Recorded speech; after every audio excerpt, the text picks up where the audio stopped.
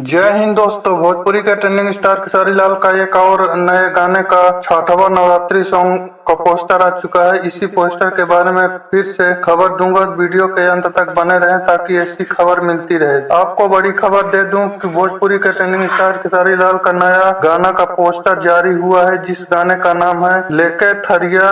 इस गाने को लिखे हैं कृष्णा बेदर्दी जी और इस गाने में संगीत की बात की जाए तो इस गाने में संगीत दिए हैं आर्य शर्मा और इस गाने के डायरेक्टर हैं पवन पाल, जो कि बहुत ही शानदार वीडियो बनाया गया है। इस गाने को गाए हैं भोजपुरी के ट्रेंडिंग स्टार खेसारी लाल यादव। इस गाने में नजर आने वाले हैं ट्रेंडिंग स्टार खेसारी लाल जी और पल्लवी सिंह। अब आपको बता दूं कि इस गाने को कब रिलीज किया जाएगा, तो दोस्तों इस गाने को रिलीज किया जाएगा ग्लोबल म्यूजिक जंक्शन के यूट्यूब चैनल पर कल सुबह 11 बजे। इस चैनल पर जाकर सुन सकते हैं, बहुत ही शानदार होने वाला है। वीडियो में नजर आएंगे खेसारी लाल यादव और Pallavi Singh. Global music junction से आ रहा है 11 बजे। धन्यवाद।